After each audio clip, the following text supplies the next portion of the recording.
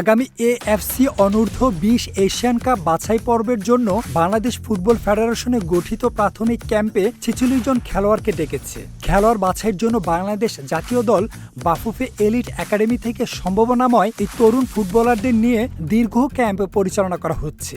এ সময় অনূর্ধ্ব-20 দলের নতুন কোচ জেরার্ড জনসকে পরিচয় করিয়ে দিল বাফুফে। যুব দলকে এশিয়ান কাপের মূল পর্বে তোলার দায়িত্ব এই ইংলিশম্যানের কাঁধে।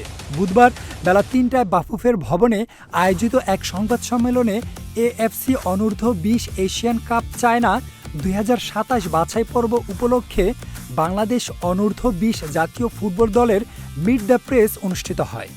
অনুষ্ঠানে উপস্থিত ছিলেন সদ্য নিয়োগপ্রাপ্ত প্রধান কোচ জেরার্ড এমিলিয়ান জোন্স, বাফুফের সহ-সভাপতি ও ডেভেলপমেন্ট কমিটির চেয়ারম্যান মোহাম্মদ নাসির শাহরিয়ার জাহিদি এবং দলের manager Samid Kashem. Team manager Samid Kashem বলেন, এই অগস্টের ১৫ তারিখে ওদের ক্লাস শুরু হবে first year of university saint Joseph's university USA তে।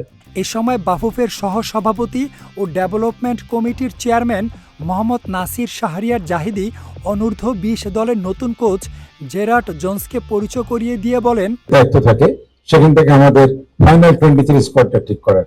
ওইখানে দেশে বিদেশে আমরা কোনো পার্থক্যের ভিতরে যাই না।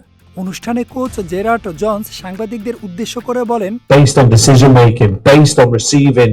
এই ৪৬ সদস্যের প্রাথমিক স্কোয়াডে দেশীয় প্রতিভাবান খেলোয়াড়দের পাশাপাশি ইব্রাহিম নওয়াজ এবং ইউসুফ আহমেদের মতো বেশ কয়েকজন প্রবাসী বাংলাদেশি ফুটবলারকেও ডাকা হয়েছে। এই স্কোয়াড থেকে চূড়ান্ত দল গঠন করে এএফসি অনূর্ধ্ব-20 এশিয়ান কাপ বাছাই পর্বে খেলানো হবে। দেশের ফুটবলের অগ্রগতি এখন আর দূরে নয়।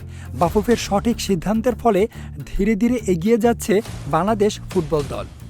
Mahdi Hasan, news flash, 71।